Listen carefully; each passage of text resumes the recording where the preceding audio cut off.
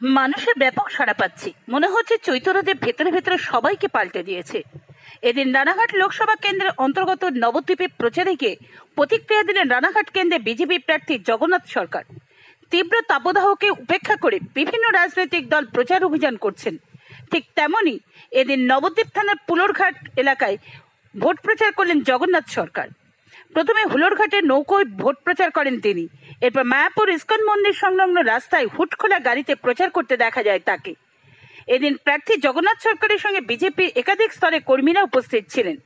এ বিষয়ে প্রার্থী জগন্নাথ সরকার বলেন, মানুষের মধ্যে ব্যাপক সাড়া পাচ্ছি, মনে হচ্ছে ভেতরে ভেতরে শ্রী চৈতন্যদেব সকলকে পরিবর্তন করে দিয়েছে।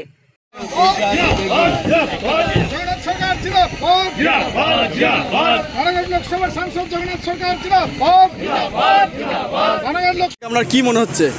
ব্যাপক সারা বোঝাই যাচ্ছে, ভেতরে ভেতরে চৈতন্য দেবী স্বয়ং পরিবর্তন করে দিয়েছেন। কারণ তিনি রাম নাম কৃষ্ণ নাম রক্ষার জন্যই এই মর্তভূমিতে আবির্ভাব হয়েছিলেন বিষ্ণুর অবতার রূপে। তাই সেই পবিত্র ভূমি থেকে জনসাধারণের মধ্যে যে ব্যাপক সাড়া আমি পাচ্ছি, বুঝতে পারছি তারা সকলেই আমাকে আশীর্বাদ করবেন।